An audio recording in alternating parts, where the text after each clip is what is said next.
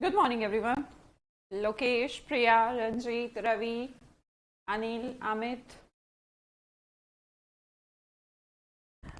हाँ रविशंकर जी, प्रोनाउन तो एंड हो गया है। आज तो बस एक दो कॉन्सेप्ट बचा है, वो भी कुछ ऐसा कुछ खास नहीं।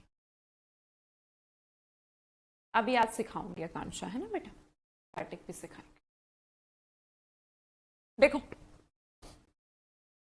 आज छोटी सी क्लास रहेगी क्योंकि कुछ है ही नहीं आज की क्लास में, बस दो ही बेसिकली बात है।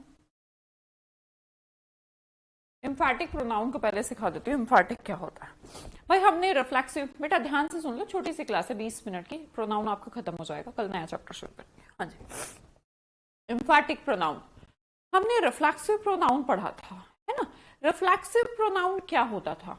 आप थोड़ा सा रिलेट करेंगे? कुछ याद है रिफ्लेक्सिव प्रोनाउन क्या होता था? जब कोई एक्शन कोई कर रहा था, उस एक्शन का प्रभाव भी उसी पर पड़ रहा था, उसे क्या कहते थे? Reflexive pronoun. अब बेसिकली बात यह है कि इम्फैटिक प्रोनाउन भी रिफ्लेक्सिव प्रोनाउन जैसे ही दिखते हैं। मींस जो हिमसेल्फ है हमारा, वो रिफ्लेक्सिव प्रोनाउन भी हो सकता है और एम्फैटिक प्रोनाउन भी हो सकता है। मैंने कहा themselves रिफ्लेक्टिव भी हो सकता है, इम्फैटिक भी हो सकता है। पहले तो इसका मीनिंग समझिए। रिफ्लेक्सिव का मतलब तो हम जानते हैं। रिफ्लेक्सिव कब यूज होता है?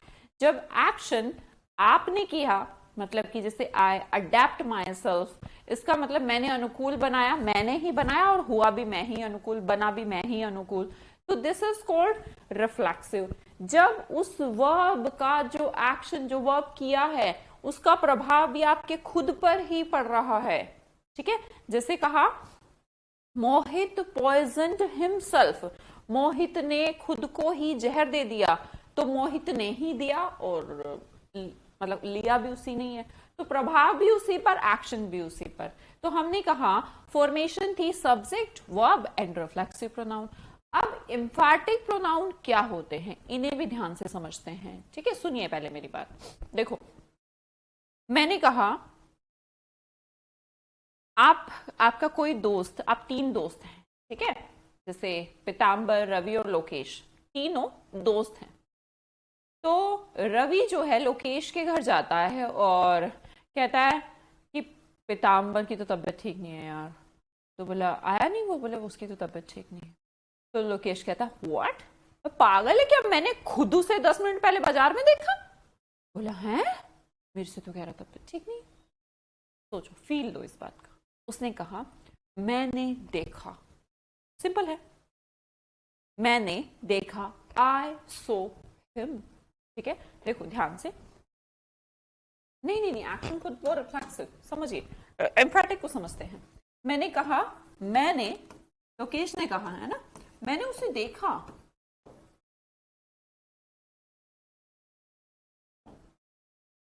और फिर आप जब जोर डाल रहे हैं ना, एम्फैटिक का मतलब होता है प्रेशराइज करना, एक्शन को प्रेशराइज करना और कहना मैंने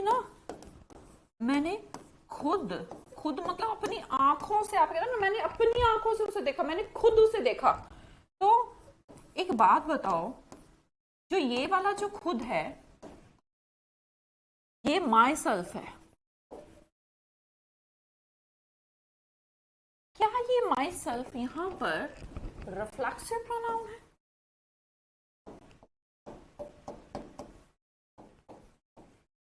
बेटा बताना जरा। उसने कहा मैंने खुद उसे देखा। देखा किसे है? पीताम्बर को देखा है, लोकेश ने। एक्शन किया किसने है? आई ने। हुआ किस पे है? पीताम्बर पर। लेकिन रिफ्लेक्सिव प्रोनाउन में तो एक्शन ये कहना चाहिए था उसने, मैंने देखा, मतलब खुद ही को देख रहा है वो शीशे विषय में। तो बेसिकली एक्शन तो किसी और पर, करने वाला कोई और, पर वो अपने एक्शन के ऊपर, जो उसने किया है ना, उसके ऊपर मोहर लगा रहा है। भाई मैंने खुद, उसने खुद ये काम किया, मैंने खुद ये काम किया, वो खुद ये कह रही थी, मैंने कुछ नहीं कहा, वो खुद ही ये कह रही थी। तो हमने कहा हमने कहा एक्शन करने वाले सब्जेक्ट को एम्फेसाइज करना है, जोर डालना है, तो हम उसके तुरंत बाद किसका प्रयोग कर लेते हैं? एम्फैटिक प्रोनाउन का यूज कर लेते हैं, जो कि देखने में एग्जैक्टली किसके जैसे लगते हैं?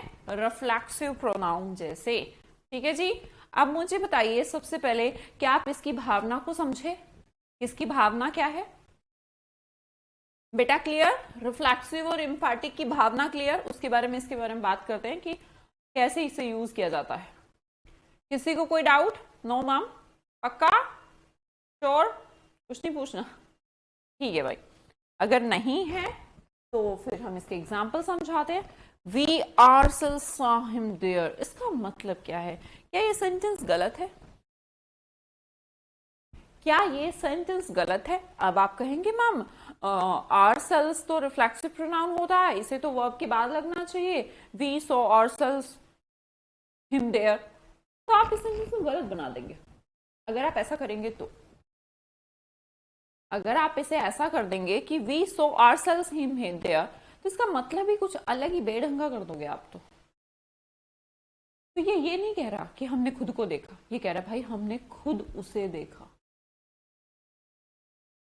मैंने खुद खाना बनाया भाई, मैंने खुद इस किताब को इधर रखा था।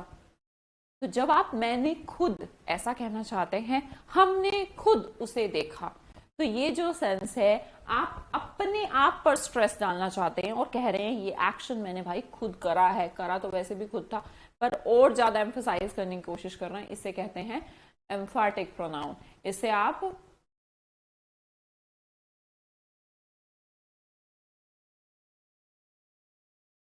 ठीक है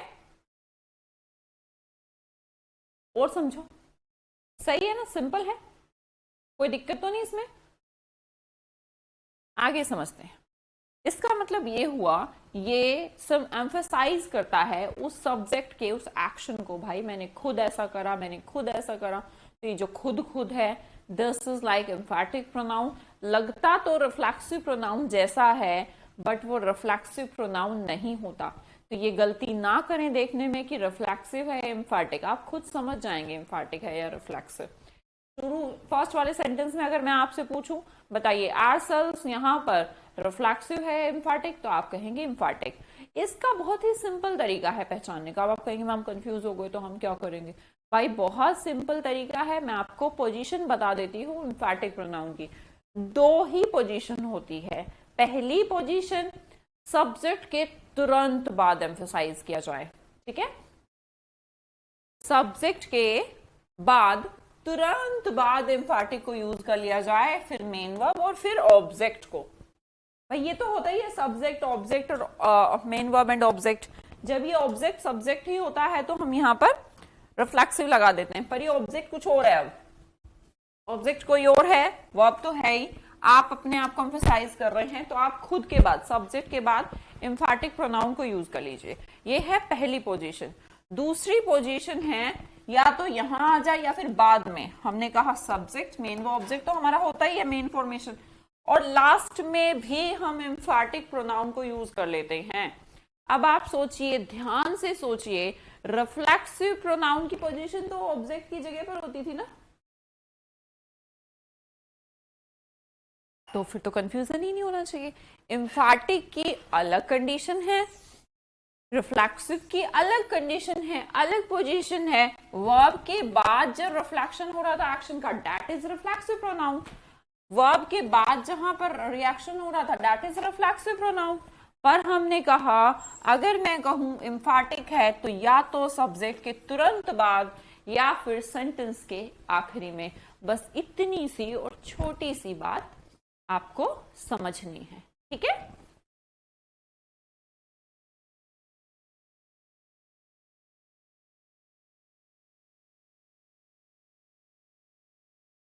आगे समझते हैं। एक सेंटेंस आपकी स्क्रीन पर, क्या ये सेंटेंस ठीक है?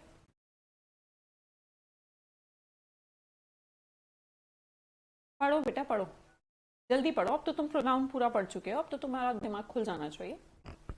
The man cut himself all the trees, क्या ये सेंटेंस ठीक है? और इसका मतलब क्या है वो भी समझ लीजिए। आदमी ने काटा, आप शायद ये कहना चाहते हैं ना आदमी ने खुद पेड़ों को काटा, या फिर ये कहना चाहते हैं कि आदमी ने खुद को काटा। और ऑल द ट्रीज का मुझे भी नहीं पता क्या है। क्या ये सेंटेंस ठीक है? नहीं है। ओके तपस, कोई और बताएगा? वर्षा वेरी गुड, रवि बहुत बढ़िया, हिमांशु, एमआरएस, पटेल, बेटा इसको लिख भी दे, रॉन्ग लिखने से काम नहीं चलेगा ना, सही भी बनाओ फिर।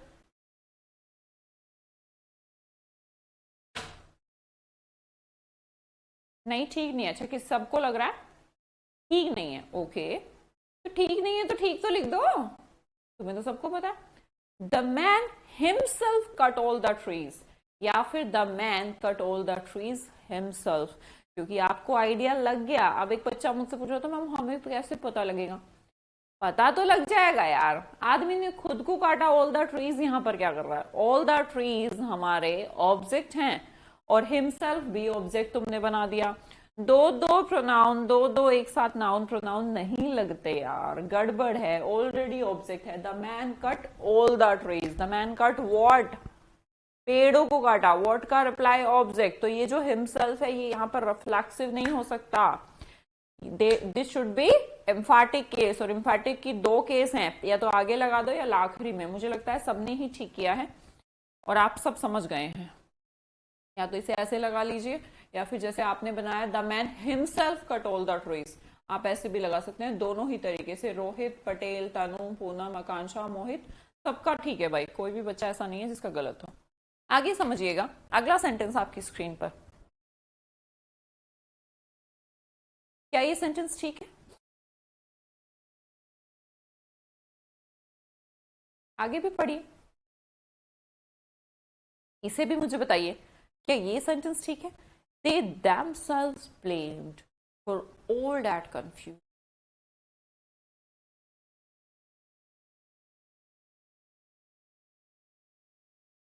ये तो ठीक है ना फिर? रोनित साउंड नहीं आ रही? साउंड ठीक नहीं है क्या बेटा? ये तो सही है जयप्रकाश, ये भी सही नहीं है क्यों? ध्यान से, आंखें खोलकर और दिमाग भी खोलकर।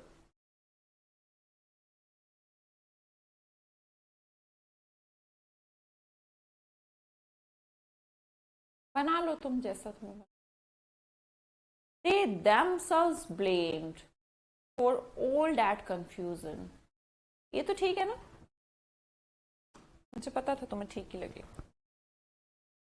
अच्छा देख तो लो यार, पूछ तो लो जरा, प्रॉब्लम क्या है? हमेशा दे के बाद इम्फाटिक यूज करना ये भी सही नहीं है, रिफ्लेक्सिव भी तो हो सकता है। पूछ के तो देख लो एक बार इससे। They themselves blamed for all that confusion. देखो सब्जेक्ट themselves, जब सब्जेक्ट के बाद आता है तो उसे क्या कहते हैं? इम्फाटिक।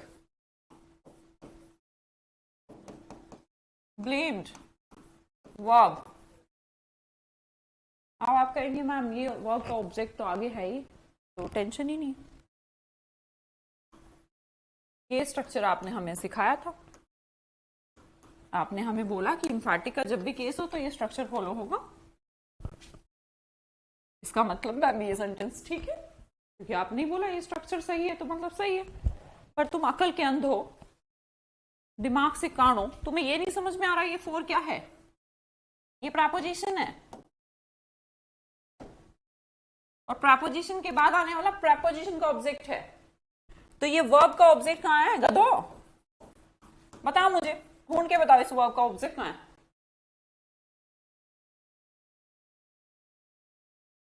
बोलो,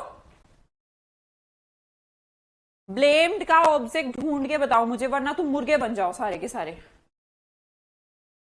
कितनी बार बता चुकी हूं, प्रपोजिशन के बाद प्रपोजिशन का ऑब्जेक्ट आता है, वर्ब का नहीं आता। इस लाइन को लिख नहीं सकते क्या तुम? आधे से ज्यादा ग्रामर में मैं इसी लाइन को यूज करती हूँ। प्रपोजिशन के बाद प्रपोजिशन का ऑब्जेक्ट आता है, वर्ब का नहीं आता। इसका मतलब ये गायब है, यहां ऑब्जेक्ट था ही नहीं जिसे तुम ऑब्जेक्ट कह रहे हो। ये सेंटेंस बना यूं, subject, emphatic pronoun and verb. अब वर्ब का ऑब्जेक्ट कहाँ गया? अब एक्चुअल में क्या होना चाहिए था, ये यहां पर इम्फैटिक नहीं, हमें कहना चाहिए था they blamed themselves for all that confusion. उन्होंने खुद को ब्लेम किया सारी कंफ्यूजन के लिए, मतलब खुद को दोषी ठहराया। यहां पर ये जो देमसेल्फ है इम्फैटिक नहीं होना चाहिए, इसको रिफ्लेक्सिव बनना चाहिए भाई।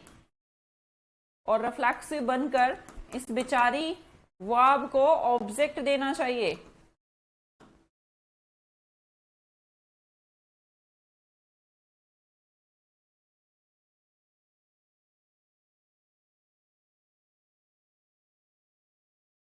अब ठीक कर लो तुम। तुम्हें अच्छा खासा आपको पोजीशन समझाई, जब पोजीशन समझाई तो मैंने क्या ऑब्जेक्ट मजे लेने के लिए उसके बाद में लगाया था। मैंने कहा था अगर ऑब्जेक्ट है तो इम्फैटिक लगाओ आप, और अगर ऑब्जेक्ट नहीं है तो मत लगाइए। इसका कहने का मतलब है उन्होंने खुद को ब्लेम किया सारी कंफ्यूजन के लिए, खुद को, है ना, कहते हैं ना ऐसे कि यार मेरी वजह से हुआ ये, है ना, तो खुद को ब्लेम कर लिया। तो इसको जो सही सेंटेंस होना चाहिए, क्या होना चाहिए? They blamed themselves for all that confusion. ठीक है। अब एक तीसरा सेंटेंस, ये बताइए ये ठीक है नहीं? बस यही सार है इम्फैटिक का, यही 3 सेंटेंस। इससे अलावा कोई इम्फैटिक का कोई एरर कुछ नहीं पूछा जाएगा आपसे।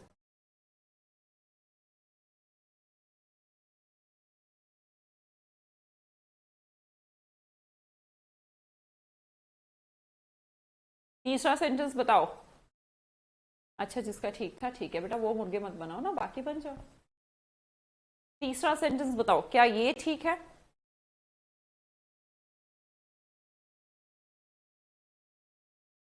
आप ध्यान से बोलना, अभी अभी भी रट्टा मार लो ऊपर वाले का, सोच समझ के करो ना। फिर जल्दी कर रहे हो। सतीश पाल ठीक है, मैम ठीक है, मोहन सही है। मोहन तेरा तो पिछली बार भी सही था, पिछली बार भी राइट कह रहा था तू तो, पर रॉन्ग हो गया था। तुम पिछली बार भी सही कह रहे थे, अब भी सारे सही कह रहे हो।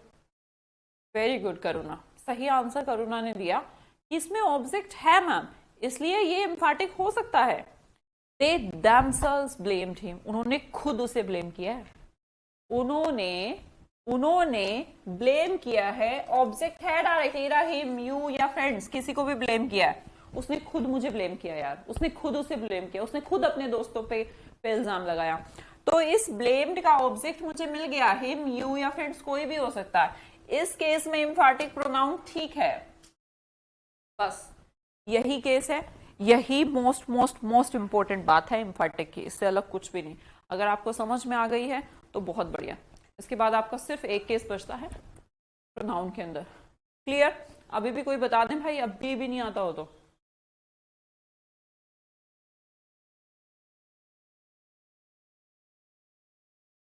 उसे, तुम्हें, दोस्तों को।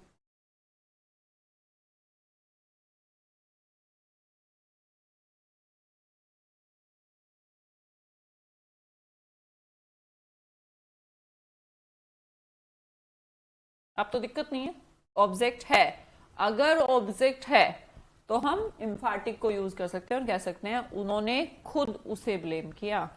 ठीक है, खुद को नहीं किया, अब दूसरे को किया। ऑब्जेक्ट मिल गया, हिम यू कोई भी हो या योर फ्रेंड्स हो, कोई भी ऑब्जेक्ट हो। और फिर जब ऑब्जेक्ट है तो ये सेंटेंस ठीक है। ठीक है जी, क्लियर? उम्मीद करती हूँ कि इम्फैटिक समझ में आ गया होगा, इम्फैटिक और रिफ्लेक्सिव में क्या डिफरेंस है। इसके बाद आपको समझाती हूँ कुछ ऐसी एक्स्ट्रा कुछ किस्से, एक्स्ट्रा क्वेश्चंस। उनमें से एक किस्सा बड़ा इंपॉर्टेंट है, देखिएगा। लास्ट हमारा इनडेफिनेट प्रोनाउन। इनडेफिनेट प्रोनाउन क्या था? कुछ भी, बहुत कुछ भी इंपॉर्टेंट नहीं है बेटा, बस एक दो बातें हैं, उसको समझ लीजिएगा, आराम से सुनिए 10 मिनट। इनडेफिनेट प्रोनाउन, जैसा इसका नाम कहता है कि ये डेफिनेट नहीं है। बोले डेफिनेट नहीं है, बोले यार किसी के लिए भी कुछ भी यूज कर लो, मतलब हमें क्लियर नहीं हो रहा पर्सन कौन था, चीज कितनी थी, क्या थी, कौन थी, हमें क्लियर नहीं हो रहा। ठीक है, जब आपको क्लियर ना होना तो इनडेफिनेट प्रोनाउन को यूज कर लेते हैं। ऐसे समझ नहीं आएगा, एग्जाम्पल समझिए। पहला एग्जाम्पल है एवरीबडी एंजॉयड द कॉन्सर्ट। सबने, हर किसी ने कॉन्सर्ट को एंजॉय किया। ये यहाँ पर जो एवरीबडी आपको नजर आ रहा है, क्या आप इसमें बता सकते हैं एग्जैक्टली कौन और कितने? नहीं बता सकते। ना राम है, ना श्याम है, ना फ्रेंड्स है, ना उसकी माँ और उसके पापा, हमें ही नहीं पता। जब हमें कोई डेफिनेट पता ही नहीं, तो हमने ऐसे प्रोनाउन को यूज कर लिया जहां पर एक जनरल केस बना दिया कि एवरीबडी। एवरीबडी तुम्हें कोई मतलब नहीं कितने लोग आए थे, कौन कौन आए थे, कहाँ कहाँ से आए थे, मतलब कोई आइडिया नहीं है। बस आप तो एक जनरल टेंडेंसी में इनडेफिनेट प्रोनाउन बनाना चाहते हैं कि एवरीबडी एंजॉय द कॉन्सर्ट। तो ये एवरीबडी, एवरीवन, ये सब क्या होते हैं? एवरीथिंग, ये सब क्या है? इनडेफिनेट प्रोनाउन है। नेक्स्ट क्वेश्चन देखिए, I open the door but there was no one at home. मैंने दरवाजा खोला पर घर पर कोई नहीं था। मैंने ये नहीं कहा माँ नहीं थी या बाप नहीं थे, राम नहीं था या श्याम नहीं था या सनोज नहीं था। मैंने ये नहीं बोला, मैंने कहा नो वन। क्या मैं किसी को इंडिकेट करना चाहती हूँ? नहीं करना चाहती। बस कोई भी नहीं था, मुझे नहीं पता उस घर में दादा थे, दादी थे, चाचा थे, मामा थे, बच्चे थे, सबको मैंने नो वन का सेंस कह दिया। तो नो वन में आप एग्जैक्ट ना नंबर बता सकते हैं, कौन थे, क्या थे, कितने थे, नहीं बता सकते। आगे देखिए, it was a very clear day.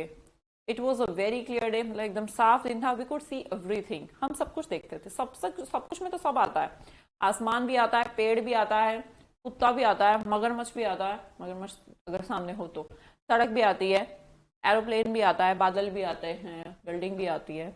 हमें नहीं पता, तो हमने सबको, सारों को इकट्ठा करके एवरीथिंग कह दिया। एवरीथिंग का मतलब ठीक है, सब कुछ। क्लियर?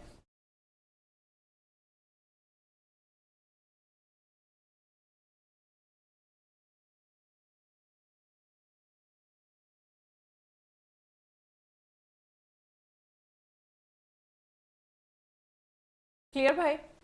कोई दिक्कत? दो माँ, पक्का? ठीक है। तो क्या समझाया मैंने? इनडेफिनेट प्रोनाउन क्या होते हैं? जब हम कुछ डेफिनेट नहीं कहना चाहते, लाइक एवरीवन है, एवरीबडी है, एवरीथिंग है, समवन है, नोबडी है, नन है, एनीवन है। तो ये सारे जो वर्ड्स हैं जिसमें हम कुछ भी कह नहीं पा रहे, सम है, ऑल है, मतलब कुछ क्लियर नहीं है किसके बारे में बात कर रहे हैं, बस हम एक प्रोनाउन बना रहे हैं।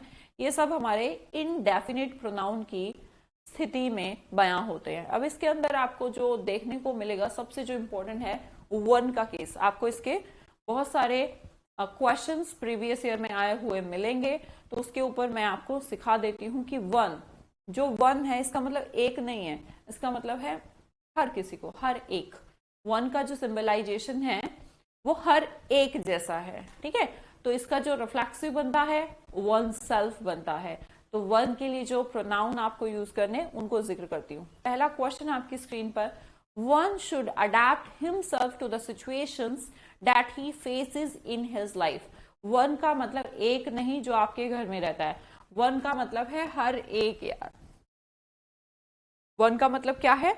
हर एक। और हम कहना चाहते हैं हर किसी को सिचुएशंस के अकॉर्डिंग अपने आप को ढाल लेना चाहिए, जो भी उसको जिंदगी में मिले। तो ये एक मोरल सीख है और ये सबके लिए है, एक बंदे के लिए नहीं है कि सिर्फ एक पर्सन के लिए आप कहना चाहें। तो बेटा सबसे पहली बात क्लास की आपको ध्यान रखना है, वन जब हम प्रोनाउन यूज करते हैं तो उसके लिए आपको रिफ्लेक्सिव प्रोनाउन हिमसेल्फ यूज नहीं करना। क्या यूज करना है? वन सेल्फ यूज करना है। क्या यूज करना है? हाँ बेटा बिल्कुल, ममता आइडेंटिटी नहीं हो तो मैम। अब मैं कोई ये नहीं कह रही कि ममता को सिचुएशन फेस कर लेनी चाहिए, तनु को या रवि को या अनिल को, नहीं। मैं कह रही हूँ हर किसी को। तो हर किसी का जो रिफ्लेक्सिव प्रोनाउन है, जैसे ही का हिमसेल्फ होता है, शी का हर सेल्फ होता है, वन का होता है वन सेल्फ। बेटा लिखो, वन का होता है वन सेल्फ। अगर पहले टेबल में ना आया हो तो ध्यान रखिएगा, वन का क्या होता है? One self. एवरी वन की बात नहीं कर रही हूं मैं। एवरी वन में हिज और हर आते हैं, पर वन में वन ही आता है। अब ये मत सोचना मैम एवरी के साथ वन, एवरी वन एक अलग वर्ड है, वो दे सिंबलाइजेशन है, हिज और हर का सिंबलाइजेशन है। पर वन एक स्पेसिफाइड प्रोनाउन है जिसका अपने खुद के प्रोनाउन केसेस हैं, एवरी वन के नहीं है, वन के हैं। तो हम क्या लगाएंगे? वन सेल्फ लगा दिया सबने, बहुत आसान है ना। नेक्स्ट क्वेश्चन देखिए, when one hears about the plane crash he feels very sorry। जब हर किसी ने प्लेन क्रैश के बारे में सुना तो सबको बड़ा अफसोस हुआ।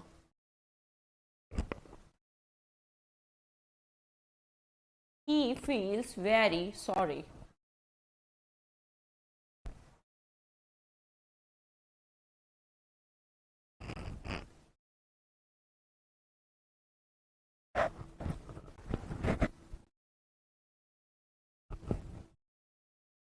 करो आगे। अरे क्वेश्चन आया ही। हाँ बताइए, दिखाई नहीं आ रहा। लो आगे बेटा। अंजलि, तापस, रवि, प्रिया, Poonam. When one hears about the plane crash, he feels very sorry. आ गया मोहन जी, आ गया। आप बताइए।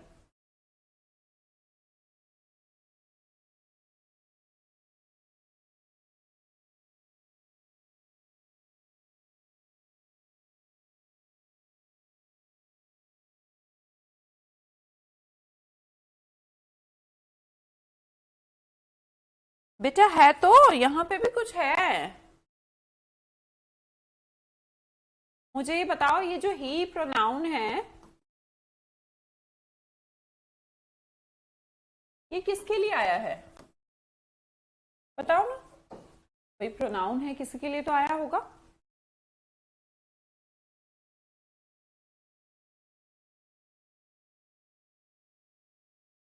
किसके लिए आया है? इसी का प्रोनाउन है यार। तो इसी का प्रोनाउन ही शी नहीं होता, क्या होता है? वन ही होता है। अब वन सेल्फ मत लगा देना।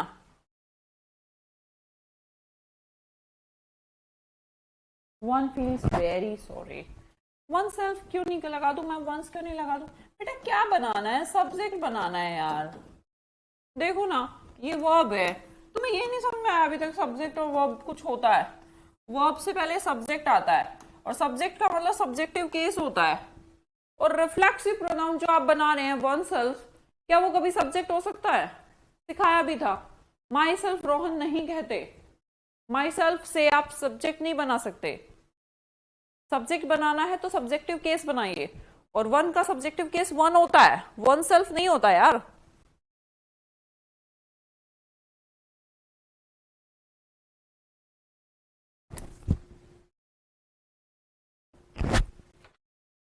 क्लियर? तो क्या लगाना चाहिए मुझे? वन लगाना चाहिए, ठीक है।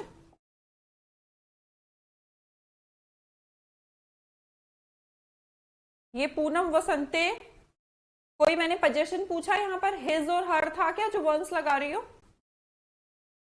हिज दिख रहा है तुम्हें? ही भी सब्जेक्टिव केस है, सब्जेक्टिव केस वन होता है, ना वंस होता है ना वन सेल्फ होता है। वन सेल्फ ऑब्जेक्ट होता है, सब्जेक्ट नहीं होता जो वन सेल्फ लगा रहे हैं या वंस लगा रहे हैं। वंस लगा रहे तो अधिकार होता, अधिकार है तो हिज हर होता।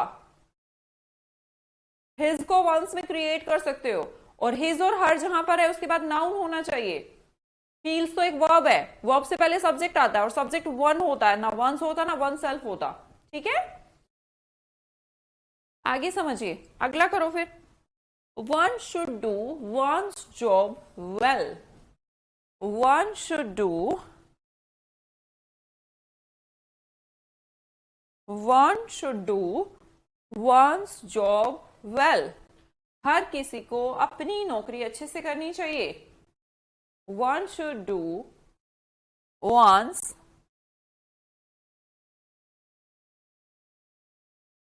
Job well.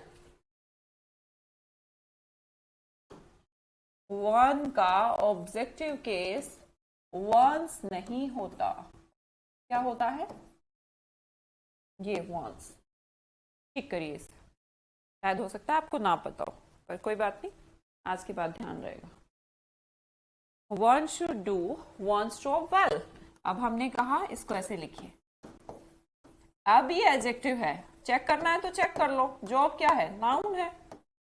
अब तो ठीक है, ऑब्जेक्ट बना है, ठीक है, क्योंकि इससे पहले सब्जेक्ट है, वर्ब है, ठीक है, और ये सब्जेक्ट है, ये हमारा मॉडल।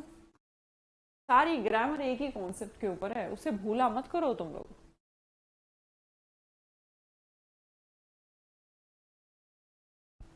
हाँ जी, आगे समझते हैं। अगर बाई चांस कहीं पर ऐसा दिख जाए, वैसे दिखना बहुत इम्पॉसिबल है, फिर भी दिख जाए, everyone informed one's parents.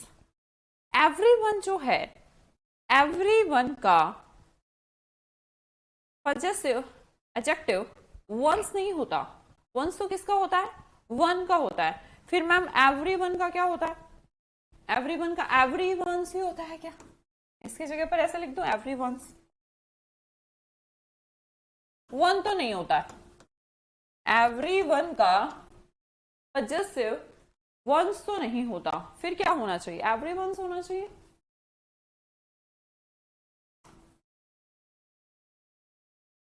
Every once होना चाहिए।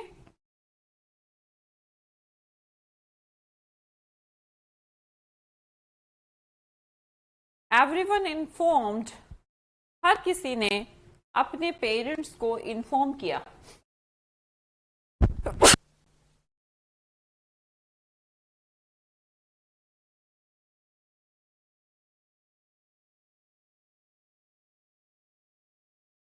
अच्छा, आवाज नहीं आई होगी। एवरीवन कोई भी वर्ड नहीं है, एवरीवंस। इट्स पेरेंट्स, ए पागल मोहन, इट्स क्यों लगाए फिर? इट्स तो वो निर्जीव सेंस दे देगा, सजीव का सेंस नहीं आता क्या तुम्हें? क्या लगाए? हर किसी को अपने अपने पेरेंट्स को या उसके पेरेंट्स को इन्फॉर्म करना चाहिए, पर इसका पजेसिव भी नहीं समझ में आ रहा। वंस तो लगा नहीं सकते क्योंकि वो तो वन का होता है। देयर लगा दे, हर किसी को, उनके पेरेंट्स को। बेटा अगर यहां पर एक है तो इसका पजेसिव भी तो एक ही बनेगा, तो देयर क्यों लगा रहे हो? तो देयर भी नहीं लगाना चाहिए। सब्जेक्ट अगर एक का सिंबलाइजेशन है तो आप उसका ऑब्जेक्टिव केस प्लूरल कैसे बना सकते हो?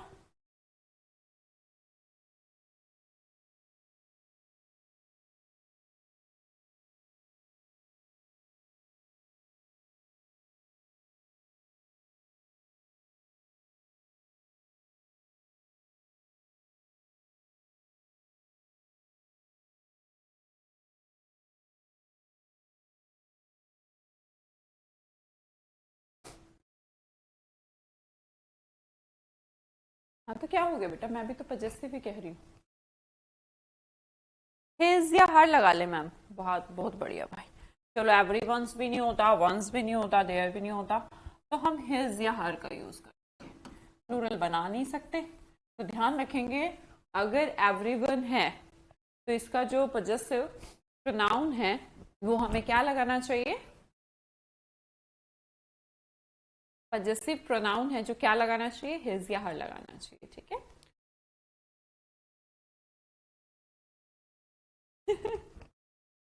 सिर्फ गलती ही क्यों करता हूँ पता नहीं मैम, है आपके सामने। नहीं बेटा ऐसा कुछ नहीं है, मैं गलतियां करवाती हूँ तुमसे ताकि तुम फिर कभी गलती ना करो। अच्छा, किसी ने अभी जैसे एवरीवन के साथ एवरीवंस बनाया था, कभी जिंदगी में एवरीवंस नहीं बनाएगा। जिसने कहा था वंस ही रहेगा वो भी कभी गलत नहीं करेगा, क्योंकि उसको पता है एवरीवन का वंस नहीं होता। जो गलतियां करते हैं और फिर उसके बाद जब मैं ठीक करती हूँ, जब ठीक करते हैं तो वो फिर ना कभी नहीं भूलते हैं एक्चुअली, इसलिए मैं जानबूझ के तुमसे गलती करवाती हूँ। हाँ जी, ठीक है। ये लो एक महान आदमी, ऑर्स होगा, OURS, ये क्या होता है?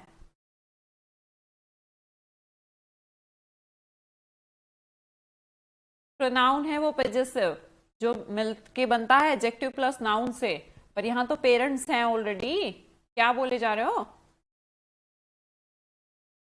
पजेसिव एडजेक्टिव यूज करिए, पजेशन है, अधिकार है, उसके ही तो पेरेंट्स हैं, किसी और के थोड़ा ना। हिज या हर कुछ भी आप यूज कर सकते हैं। आगे देखिए, कहीं पर ऐसे भी देखने को मिल सकते हैं, इसको मैं बता देती हूँ। He gave some books and I read all in a week. अब चेक करते हैं, एक केस हमारा some plus noun,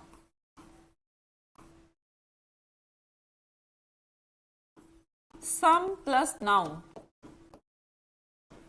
is equal to all we have. पर कुछ का मतलब सब कैसे हो सकता है? कुछ का मतलब सब कैसे हो सकता है? हो सकता है मैंने उसे कुछ सेब दिए, मैंने उसे कुछ सेब दिए, मैंने दिए तो कुछ सेब दिए, पर जब उसके पास गए तो सारे हो गए, तो उसने उसे सारे खा लिए।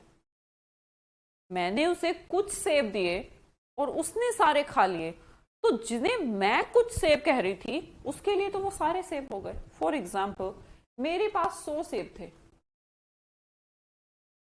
ए के पास 100 सेब थे, ए ने 5 सेब 5 एप्पल बी को दे दिए, ठीक है। तो जब ए की बारी आई कहने की तो वो तो यही कहेगा ना मैंने कुछ एप्पल दिए, मतलब 5 ही दिए या 15 ही दिए, ठीक है। लेकिन जब बी की बारी आई और बी का सेंटेंस बना और बी कह रहा है कि मैंने सारे एप्पल खा लिए, तो इसने तो 15 के 15 खा लिए भाई, इसके पास कहां बाकी के 85 हैं।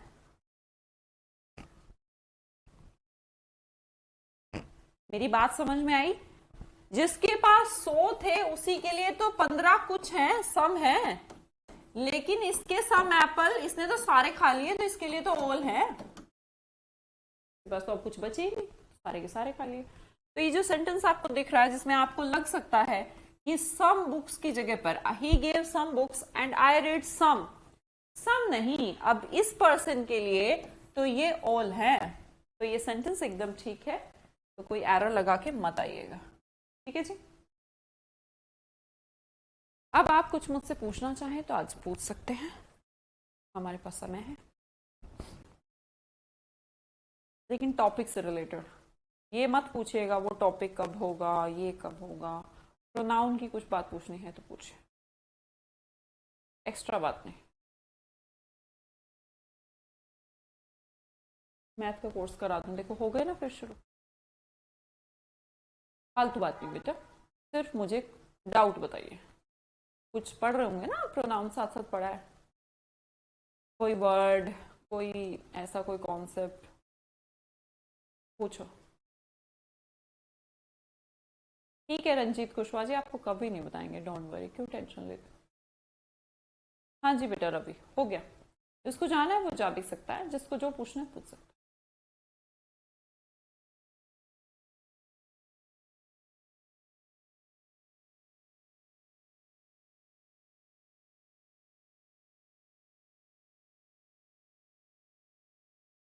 रविशंकर कोई मैं दे दूंगी, प्रैक्टिस शीट आपको दे दूंगी, ठीक है, आज दे देंगे, कहीं से मत करो बेटा, मैं दे दूंगी प्रैक्टिस शीट।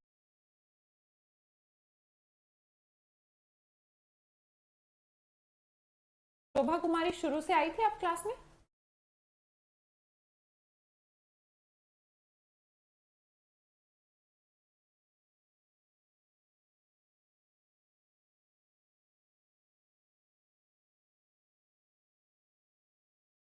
कोई बात नहीं खुशबू, ना रेस्ट करो, कोई दिक्कत नहीं बेटा। ईच एंड एवरी, हाँ आ सकती है rice, each and every person, जब हम एम्फेसाइज करना चाहते हैं तो आ सकते हैं। तपस मंडल थैंक यू बेटा। जूही मौर्य ओके, 2 मिनट रुक जाए बेटा।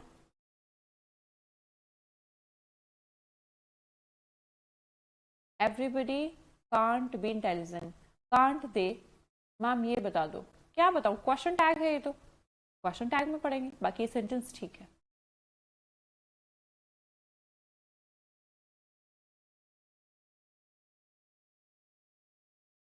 नो वन के साथ मैम सिंगुलर या प्लूरल? सिंगुलर।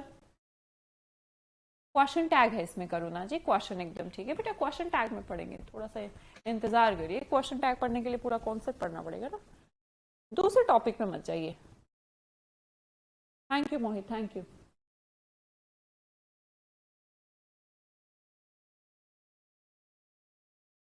बस एक बच्चे का पूछा है कि इम्फाटिक शॉर्ट में दोबारा बता दीजिए, बता दूंगी मैं इम्फाटिक। और किसी को कुछ पूछना है? क्वेश्चन क्रिएट कर लेती हूँ, 2 बच्चों ने मुझसे पूछा इम्फाटिक को शॉर्ट में बता दो, तो बता देती हूँ।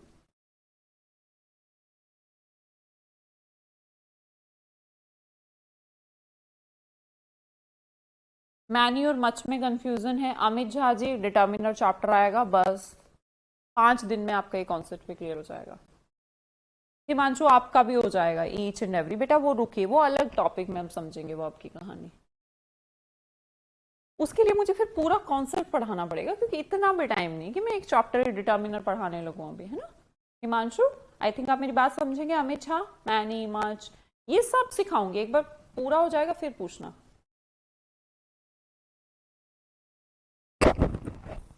हाँ आकांक्षा, एवरीवन है, एवरीथिंग है, सब सिंगुलर है। अच्छा करना, प्रोनाउन ये टेस्ट में था, ठीक है कोई बात नहीं, टेस्ट में आ गया, पर वहाँ दे रहेगा ठीक है, पर वो बनते कैसे हैं क्वेश्चन टैग, मुझे क्वेश्चन टैग में सिखाना पड़ेगा। किसी को कोई क्वेश्चन नहीं है, किसी का भी कोई लॉजिकल नहीं, अलग अलग चैप्टर्स के क्वेश्चन तो हैं, वो भी उन चैप्टर्स के जो मैंने पढ़ाया नहीं। तो इंतजार करिए, इंतजार का फल मीठा। प्रोनाउन में कोई क्वेश्चन नहीं है तुम्हारा,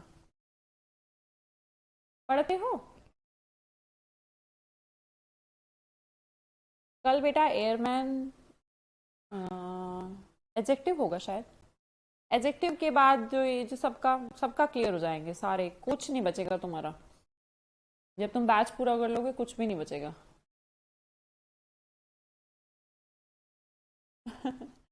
कोई बात नहीं, अब फ्यू का भी बता देंगे, ठीक है। आकांक्षा डिटर्मिनर आएगा बेटा, अगले 5 दिन में डिटर्मिनर पूरा चैप्टर आएगा जिसमें a few, the few, few, much, many, more सब आ जाएगा। इंतजार करिए, थोड़ा सा इंतजार, छोड़ा नहीं है मैंने, वो चैप्टर ही अलग है वो। कुछ नहीं पूछना भाई किसी को, ओके, नहीं पूछना तो ठीक है भाई। हाँ, एक बच्चा मुझसे पूछ रहा था, एक क्वेश्चन टैग का उसका उत्तर था, क्वेश्चन था, देखिए एक क्वेश्चन है, everyone is here and everyone are ready to attack Pakistan. हमने कहा एवरीवन एक इनडेफिनिट प्रोनाउन है जिसका प्रयोग किया जा सकता है, पर भाई जब वो इनडेफिनिट प्रोनाउन है सेंटेंस में एक बार आ गया है तो अब तो हमें पता लग गया ना कि ये कौन, ये एवरीवन, ये सारे के सारे, तो अब इनके लिए तो हम कोई डेफिनिट प्रोनाउन यूज कर सकते हैं। पर एवरीवन के केस में अगर हमें दोबारा से, जैसे मैंने कहा था ना, शेर था, फिर शेर ऐसा था, एक बार राजा था, राजा ऐसा था, तो राजा के लिए हमने दोबारा ही को यूज कर लिया। इसीलिए जब हमने कहा एवरीवन इज हियर, तो एवरीवन, एवरीवन जो है आपका इनडेफिनिट प्रोनाउन है, और जब हम इसे सेंटेंस में आगे प्रोसीड करना चाहते हैं तो मैं इसका पजेसिव एडजेक्टिव नहीं पूछ रही हूं, मैं कह रही हूं इसी की जगह पर कोई डेफिनेट प्रोनाउन अब तो लगा सकती हूँ ना। फॉर एग्जाम्पल मैंने कहा कुछ किताबें, अब कुछ किताबें तो ऑल बन गई। इसी तरह एवरीवन है, एवरीवन का जो सब्जेक्ट है, दोबारा अब हम इसे जब डेफिनेट बनाते हैं तो ही शी से नहीं बनाते, दे से बनाते हैं, क्योंकि हम सिंबलाइज तो पूरी सोसाइटी को कर रहे हैं ना। इसीलिए बेटा जो क्वेश्चन टैग का प्रोनाउन में आपके क्वेश्चन आया था, जो भी था वो बच्चा, नाम मुझे याद नहीं, उसमें उसका आंसर दे दिया होगा, है ना। हाँ जी, अभी एक बच्चा था जो मुझसे इम्फाटिक प्रोनाउन पूछा, तो मैं फिर से बता देती हूँ इम्फाटिक प्रोनाउन क्या होता है। इम्फाटिक प्रोनाउन एम्फसाइज करने का काम है। जैसे आपने खाना बनाया, है ना, और मतलब आपके घर पे ब्रदर आया और उसको खाना नहीं मिला किचन में, तो फोन करता कि बहन तूने खाना नहीं बनाया। अरे मैंने तो खुद खाना बनाया, खुद खाना बनाया, मतलब ऐसा भी नहीं कि किसी को कहा हो, सर्वेंट को, मैंने तो खुद खाना बना के आई हूँ। तो जब आप ये कहते हैं ना वो खाना मैंने खुद बनाया है, ठीक है, खाने की बात नहीं कर रही हूँ, बनाने की बात कर रही हूँ, तो उस केस में आप एम्फाटिक यूज करते हैं। मैंने कहा मैंने खुद अपनी आंखों से उसे पेड़ काटते देखा, कह तो आप ऐसे भी सकते थे कि मैंने उसे पेड़ काटते हुए देखा, पर आप अपने एक्शन पे जोर डालना चाहते हैं, भाई मैंने खुद उसे देखा, ठीक है। कहने को आप ये कह सकते हैं कि मैंने ये किताब मेज पर रखी, और जो आप कह रहे हैं, जब एकदम शॉक्ड होकर नहीं कहते अरे मैंने खुद ही किताब वहां रखी थी, अब यहाँ कैसे आ गई दोबारा से। मम्मी ऐसा कहती होंगी, मैंने इसको वहां पे रखा था, अरे मैंने खुद इसको वहां पे रखा था, अब ये यहाँ पर कैसे आ गया। जब आपका एक्शन एम्फसाइज करना हो उसके लिए आप एम्फेटिक प्रोनाउन को यूज करते हैं, ठीक है। किसको यूज करते हैं? एम्फेटिक प्रोनाउन को यूज करते हैं। सॉरी ये समवन एल्स, बेटा सुरेंद्र सिंह, वैसे तो हम इसे सीखेंगे समवन एल्स को भी, पर समवन एल्स का मतलब होता है कोई भी अलग पर्सन, समवन एल्स, कोई भी आपके अलावा समवन एल्स, कोई ना कोई तो कर ही लेगा, नो वन एल्स है। एल्स मतलब जहां पर ऐड हो जाता है तो हम एक्स्ट्रा एडिशन की बात करते हैं। समवन एल्स कोई और, हाँ जी, कहाँ थे हम? Emphasize pronoun. देखिए अब इसमें इसकी पोजीशन पर बेटा ध्यान रखिएगा कि सेंस तो ठीक है कि मैंने खुद देखा, अगर आपको इस पोजीशन में फिट बैठ जाए तो वो एम्फेटिक प्रोनाउन है। क्या है पोजीशन? सब्जेक्ट, उसके बाद एम्फाटिक प्रोनाउन, उसके बाद मेन वर्ब और लास्ट में ऑब्जेक्ट। अगर ऑब्जेक्ट मिल गया तो ठीक है, अगर ऑब्जेक्ट नहीं मिला तो भाई गड़बड़ है। ऑब्जेक्ट तो होना चाहिए ना भाई, जब आपने खुद मैंने कुछ तो देखा, कुछ करा, कुछ तो होगा, तो उस कुछ के लिए आपको कोई ऑब्जेक्ट ऐड करना होगा। तो बस ये दो पोजीशन आप याद रखेंगे तो एम्फाटिक प्रोनाउन आपको समझ में आ जाएगा, है ना। मैम मैंने आज से क्लास स्टार्ट की प्राची, बेटा ऐसे नहीं, पिछली क्लासेस लीजिए।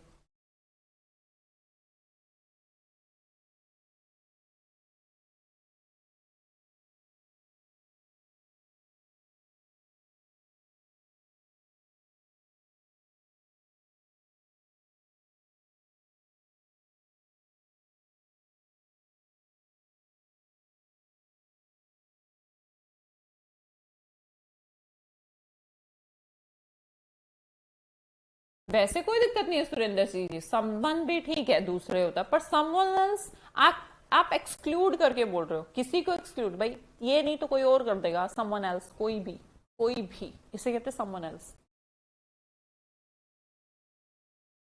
वंस कैसे होता है? वंस कुछ नहीं होता प्राची, एपोस्ट्रोफी वाला एस होता है जिसे पजेसिव कहते हैं।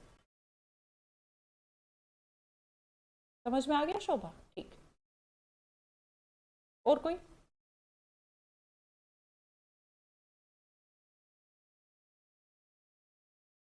किसी का और कोई क्वेश्चन नहीं?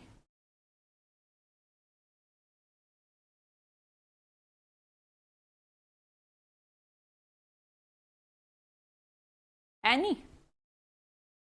नन? वैसे तो बहुत इजी कॉन्सेप्ट है अमित। ईदर का सेंस आता है, ईदर, ईदर और जो दो की चॉइस में से कहता है उसे ईदर कहते हैं। और any, anyone can do this, तो कोई भी ये कर सकता है। तो आपने कहा इसमें दो नहीं, दो से ज्यादा है, तो आप एनी का यूज करिए। मैंने कहा कोई नहीं कर सकता, तो नो वन, और अगर दो है तो नीदर। तो बेटा जो ईदर का काम है अमित, वो एनी का भी है, बट ईदर दो की चॉइस बताता है, एनी दो से ज्यादा की। इसी तरह जो नीदर है नहीं कर सकता, नो वन मतलब कोई भी नहीं, तो नीदर को हम नन जब दो से ज्यादा, बस इतनी सी बात है और कुछ भी नहीं। एम्फैटिक होगा तो मैम रिफ्लेक्सिव प्रोनाउन आएगा कि नहीं? नहीं आएगा तपस मंडल।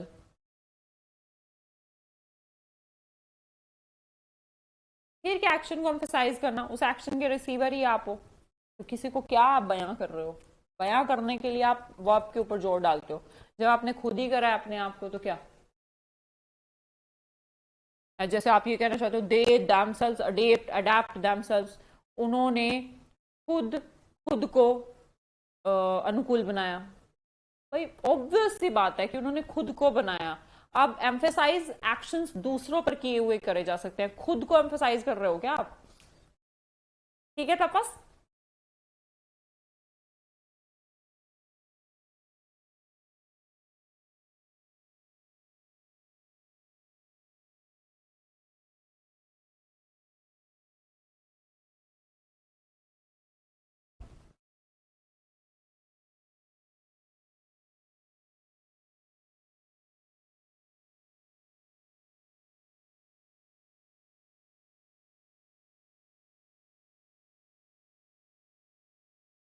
नोवन जब होता है तो नेगेटिव नहीं यूज करते, और अमित झा एनी में करते हैं।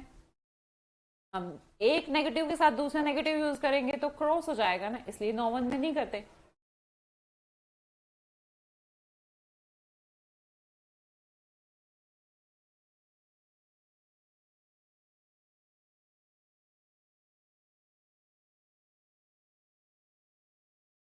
नीदर ऑफ द के बाद दो से ज्यादा भी नाउन नहीं बेटा, प्लूरल यूज करोगे। Neither of the students, neither of the boys, लेकिन होने दो ही चाहिए नरेश, दो ही। अगर आप सिर्फ स्टूडेंट्स लिखती हो तो हम यही समझेंगे कि आप दो की बात कर रहे हैं।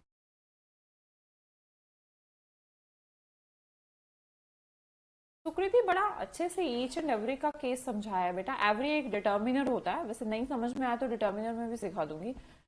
एवरी के बाद जरूर चेक कर लीजिएगा कि कोई नाउन हो, और ईच आपका डिटर्मिनर भी और प्रोनाउन भी हो सकता है। अगर आपको सब्जेक्ट बनाना है तो आप ईच को बना सकते हो, अकेले एवरी को नहीं बना सकते हो। बस इतने से आपका काम हो जाएगा। है तो हर एक दोनों का वर्ड का मतलब ही वही है। नहीं तपस मंडल, कोई दिक्कत नहीं बेटा, एक बार और उसको देख लेंगे। जिसको आप जो भी ना समझ में आए तो एक बार और क्लास को, उसी क्लास को निकाल के देख लीजिएगा, सब चीजें आपकी क्लियर हो जाएंगी। अब हम आपसे कल मिलेंगे सुबह फिर से नए चैप्टर के साथ। प्रोनाउन चैप्टर आपका यहाँ पर खत्म होता है, प्लीज उसे एक बार रिवीजन कर ले। हम प्रैक्टिस शीट डाल देंगे, उस प्रैक्टिस शीट को अगले 1-2 दिन में पूरा कर लीजिएगा और सैटरडे के टेस्ट में अच्छे नंबर लाइएगा कृपया।